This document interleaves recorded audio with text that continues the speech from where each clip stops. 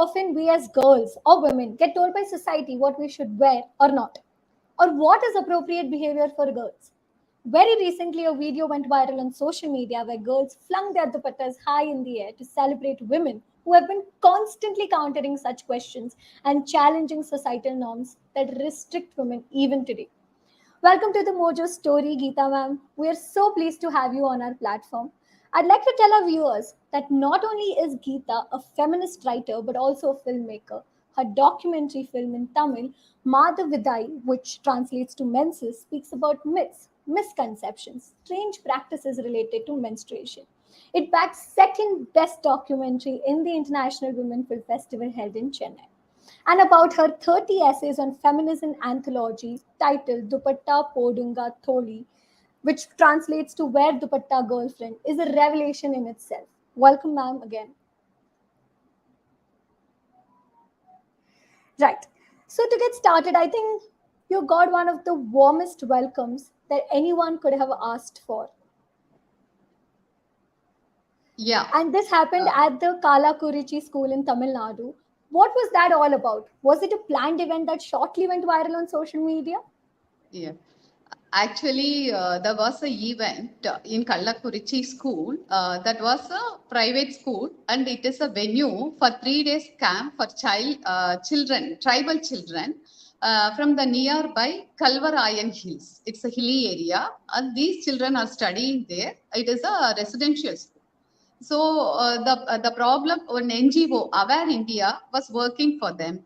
They were working for them, and the problem with this community is child marriages are often, quite often, and it was rising, alarmingly rising after Corona. So government, Tamil Nadu government and these NGOs, they are working hard to reduce the dropouts of girl children and child marriages also. So they were giving the awareness camps, and they were giving the skill education and sex education, everything.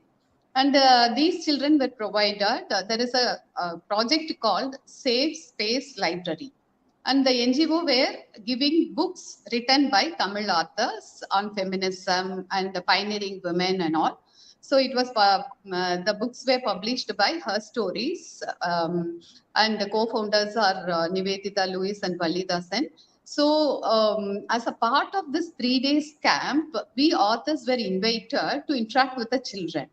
They already went through the books and they were discussed about the topics, everything. And when I went there, and these children, out of the excitement, see, the title is quite interesting, Dupatta Podunga Thozhi. Dear friend, wear your dupatta. But the article says wearing a dupatta is up to you, and nobody has any right to tell you to wear or not. So yeah, it is about your body and control about your body. You have the control on your body. So the article about that, and these girls are very excited. And the previous day, and the founder of Her Stories, Geeta Lewis, went there, and these children were discussed about my book also. And Nivedita was telling them, if you want to just welcome the author, why don't you, if you want to wear the dupatta or not, out of lighter sense, she was asking. And they said, no, we don't want to wear dupatta. So why don't you welcome like this way and all? Like casual talk, she gave a clue, and she didn't know that whether these girls are going to follow that or not. And the next day morning, when I went there, no, it was to my surprise, they suddenly started throwing the dupattas, and they say hi and all, and it was really a pleasant surprise, because these girls got the right perspective, and they understood the subject of body politics of women. So they, on their own, they did that. And it was a like liberating moment for me also, because they understood the perspective properly. Then they did this. So I got them completely, and it was very nice. It was the happiest moment. Truly, it must have been so so nice to be in that moment with so many young girls actually realizing that it's their body and they get to say and do whatever they want with it. So talking a little more about your book, the first essay I know which went really viral, which talks about body politics and which talks about body politics and why girls are asked to wear dupattas. because Yeah. they're hitting puberty and they have to cover up their, breast and Mm. everything. Have Correct. you in your life gone through such incidents where, you were subjected to the male gaze or asked to be within societal norms or not to do certain things because, you're a female, you're a woman? Correct. See, up to puberty, the life is different. As a child, I can roam around and I can wear whatever I want, and I was so free and everything. My family is the traditional middle class family, and after attaining puberty, overnight the life changes, right? You are not you're supposed to do these things. You have to wear your dupatta, and half sari was a culture in Tamil Nadu. I was wearing half sari, and it was the uniform during my teens. So I was wearing that, and after that dupatta also. See, the problem is I was so insecure, and I have a guilt over my body because of my growing breast and all. No, these people are controlling me. So I have a rage over my body, and why I have to do that? Why my body is growing like this? Because of this only they are controlling me, and you are not supposed to go there, and you have to be at home, and at 6 o'clock you have to come, before 6 o'clock you have to reach home, and all the conditions they were putting. So I have this problem, and I was so insecure. And over a period of time, I went through all the feminism theories and all. I understand Periyar. He was the great social reformer and feminist from Tamil Nadu. Ivera Periyar, you can say. So I read his Penne Nadimiyanal, Why Women Got Enslaved. So I read that book and all, and I understood the concept of chastity imposed by patriarchy. So everything.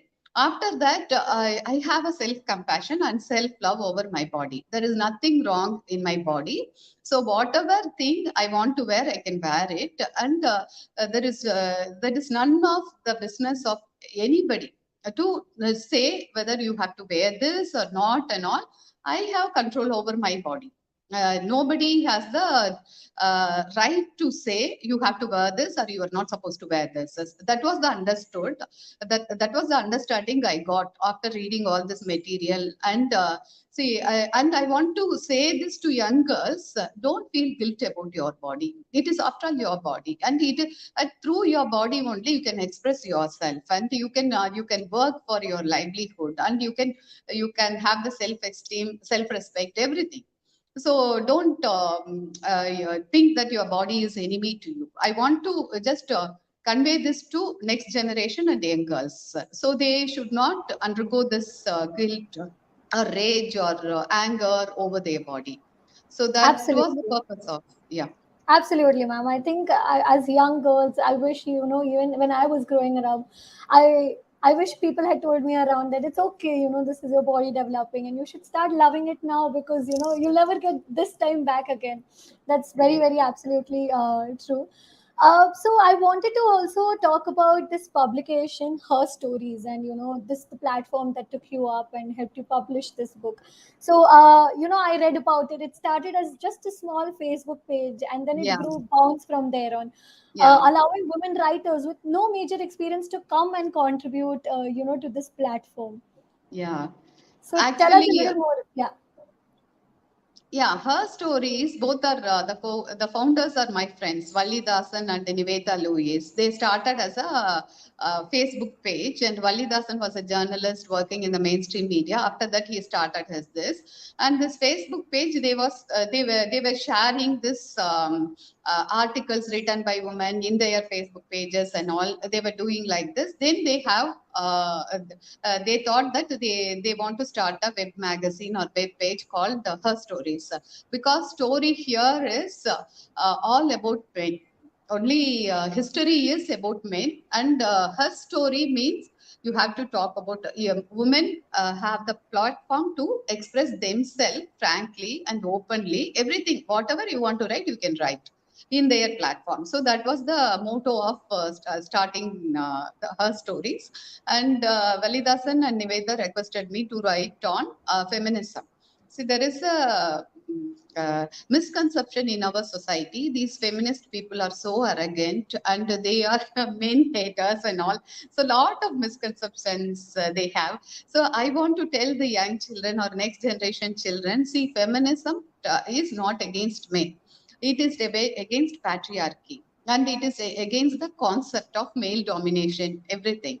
It is against patriarchy and roots of feminism also we have to tell them. And what is the problem with our society? It's casteist and religious society. All are against women.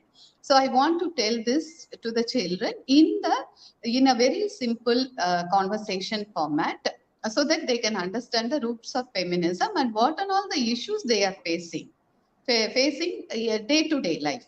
So I want to tell them. So this was the right platform. Her stories was the right platform for me, and they asked me to write a series. So every week I wrote about one subject like Dupatta and body politics and vasectomy also, and jewels. Why you are wearing so many jewels, and the other things also. You see, women, they have financial independent, but they are not using their ATM card. Their ATM cards are being handled by their husbands and our brothers, our elder members, male members of the family. So I want to point out that, and dowry Yeah. system, and motherhood, glorifying Mm. motherhood, no, biological motherhood. Why we have to glorify that? So these are Mm. all the topic. So if I want to write in the mainstream Tamil magazine or English magazine, no, they have so many restrictions and all, viewership, everything. So this platform gave me a space, very free space. Whatever you want to express, you can come and express, and Right.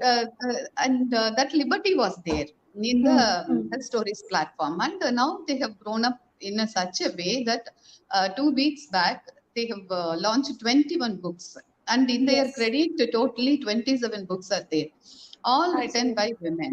So that was the Right. great growth they have. True, ma'am. I think we need more platforms like that, and not just, in Tamil, but in all regional languages so that women at grassroots levels can get access to these and, change their mindsets one day by day, minute by minute. Right. So I wanted to talk about that we're in the 21st century and we still get told by society what is appropriate to wear and what body parts to cover and not.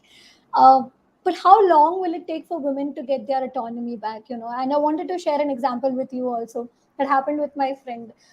So her family was a little backward, and she had a younger brother, and we were just sitting down and having a chat. I think this is a couple of years back, and we were both young girls just sitting down chatting outside. There was a bench, and what happened is her brother came and he's like, "Where is your dupatta?" And I was like, "Excuse me, you are a young child, like she's elder to you, she gets to tell you what you have to do, how can you ask her?"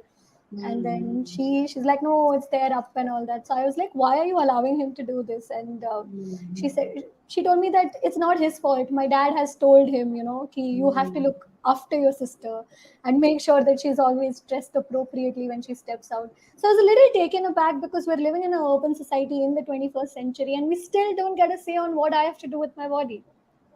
Correct, correct. The thing is, women are always charactered by men because they think we are not perfect and we have to be monitored. That's what religion says. Because women, no, they are very weak, and men should monitor them, and they men should correct them, everything. So they have the feeling that we are under the control of the male members of the family. So it is because of our religion, all the religions are against men, against women, sorry, and all dominated by men. And our caste is society. See, the thing is, if you can ask where caste exists. It exists in women's womb because they want to have children of their own caste using women womb, and they want to use women body to produce children of their own caste and religion. So that is the root cause of all the problem. So they want to control women, and they want to the monogamy, they don't want women to go out of caste and love somebody and produce a children of impurity. Impurity, you mean different, the two castes are mingling. So they want to avoid that. So through so many ways, they are telling to us, they are telling that you are not supposed to be like this. You have to be at home. You have to be very obedient, and you have to wear like this. And you get married in our own caste or our religion, then produce children. That is the basic duty of women they are expecting. So we have to make them understand we are also human beings equal to them and equal numbers. So we have every right to live our own life, love life also, and our bodies also. We see, we don't have control in a normal life. No, every girl's life, they don't have control over their womb. If a girl says, I want to get married, but I don't want to produce children, I don't want to be a biological mother, means what will society say? Then why you want to get married, they will ask. So that is the basic right of a woman, not whether to have children or not, that is of their basic right. But we are not giving any choice to them to express, even to express themselves. Okay, so when to get married or when to produce children, or I don't want to say, I don't want to, I want child free choice and all. We don't have the choice, because if you get Yeah. married, you have to produce children. Yes. But you have to be a biological mother. Otherwise, True. you are not supposed. You are not a woman at all. They'll say. When woman is there and she doesn't want to be a mother, means you're not a good woman, or you are not a family girl and all. So that is the thing they are creating, and they are controlling that. Even the vasectomy is not promoted in our society, only laparoscopy. All Yeah. women, when they don't want to have the child, only women are going and having this procedure. Why our society is not promoting vasectomy? Men have that, no? So they Hmm. don't have control over their body, and men are conveniently they are saying that no, women want like this. That's why we are doing Yeah. like. So So wanted it to ask all. you, yes, Hmm. right. So wanted to ask you that, when we talk about representation of these women in the media, and especially I mean tribal communities, is there something particular that the media is missing, something that we're not talking about? Because I believe that, and this I say this on a personal note, that the media believes that women want to read about only soft beats. They only want to know what they should wear, how they should look, or what they should cook. But they don't talk about feminism. They don't talk about their issues or what are women's rights. So do you think there is a media bias here, and how can one counter that? Yes, yes, there is a strong bias. And they say, as you rightly said, you can take a women magazine. It talks about cooking and beauty tips and how to manage family with the work life. So that is the thing they are giving. So they are setting a standard, that because even media is dominated by patriarchy. They have all the views. They are the expression of the society, right? We are living in a patriarchal society, and media is expressing, just reflecting that. They are making any changes in that. So we have to raise a voice. See, we have to start from the basic, right to live, right to live for a girl children. See, even till today, infanticide, female infanticide, and we are talking about lot of problems, like scan centers are there, illegal scan centers to detect the sex of the fetus. So that right to give birth to a girl child is not there. So Hmm. when a girl child comes to this world, they are in risk position. Whether they can come here or not, it is not in their hand. So that is the problem. And the next thing is right to education. They don't have any choice. Only family decides what to study and what not to study, and right Yes. to work also, employment, right to employment. These all focus to marriage. Um, bride bridegroom wants the girl to work, she can go for work. When the bridegroom wants a girl to be a degree holder, she can have a degree. Otherwise, she is not supposed to study or work. So it's all decided by marriage. And the marriage Yes. is, and the marriage is based for casteist society, right? Only within True. caste it exists. So when you talk about women rights, when you talk about the inequality, you have to start from women right only. When you Hmm. liberate a girl child or woman, then you can change the society to a equality society, equal society. So otherwise, you can't attain the equality in this society, right? And first we have to start from women's life, a girl children's life. Then only Hmm. we can go for it. We have to raise voice in the media also. See, Yeah. we have to give feminism lessons to the media people, real lessons.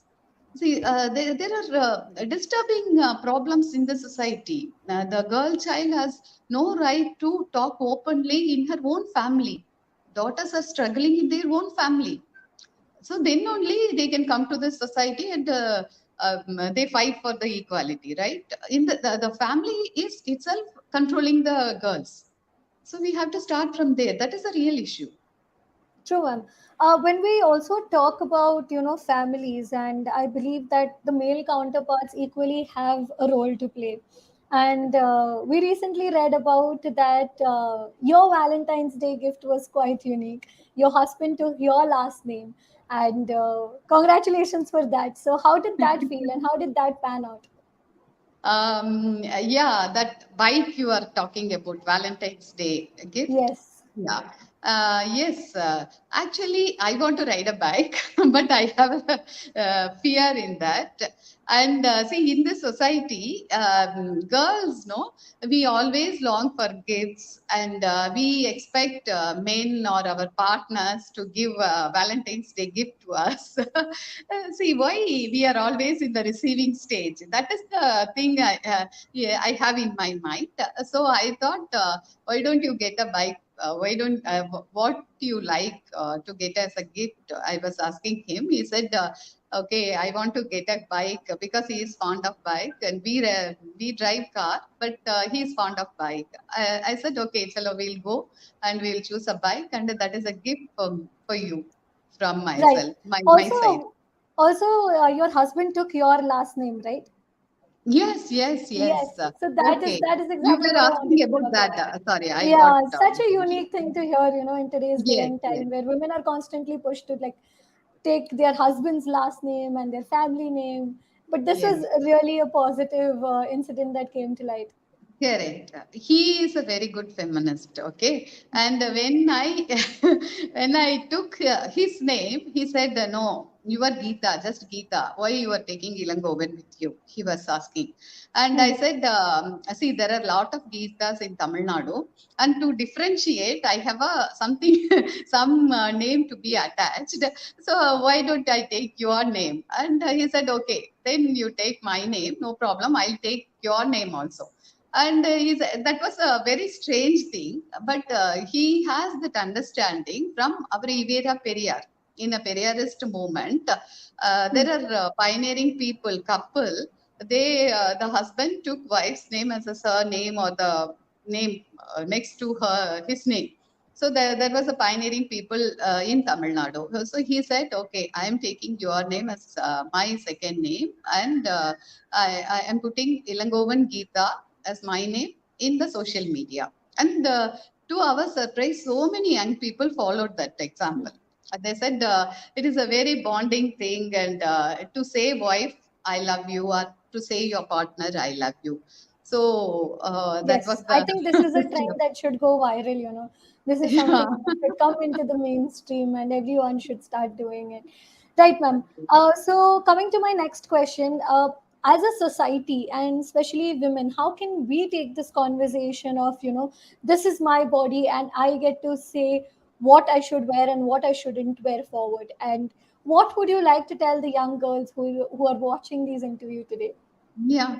First, you must have self-compassion over your body. This is your body. Accept it, whether it is fair or dark, or you are short or you are tall. It's okay because the society sets up some standards. to be in this size and to be in your hair should be like this and your skin should be like this and all. Don't listen to that. It is your body. You just love it. You express your self love. Express your love towards your body first, because that is you. Okay, and what your body is you. So first accept it, and you should not have any anger or guilt or rage over your body, because society says you are not looking good, you are not fair skinned, your hair is not thick, your skin is not glowing and all. Don't listen to that. That is all marketing and patriarchal mindset. Okay, so you accept your body as it is, and you wear what you want confidently. No problem at all. See, nobody has any right to say to yourself, wear this or not to wear this, including dupatta. If you want to wear it, wear it. If you don't want to wear it, you say no. So that is Yes. my message to you. And if you are in a dependent state, like if you are in a family and you are a young girl and you have to just listen to your parents or guardians, it's okay. But don't have guilt over your body. You just accept it. And when you are financially independent and when you are on your own whole, you just change your dressing or your life according to your wish. So you Right. are very important for you. I think that is a very powerful message, ma'am, that you should love your body and be compassionate towards your body. And in today's day and age, every person out there should be a feminist. So thank you for joining us today and being a part of this conversation. It was a great time, and I wish you all the best for whatever you do in life. Thank you so much Thank and you. for giving me this opportunity. And I feel honored and I'm very happy to share my views with you through Mojo. Thank you so much. Thank you, ma'am. It's great to see you here. Thank you for watching our work. If you haven't subscribed yet, don't forget to click the bell icon and subscribe to Mojo Story and support independent, robust journalism.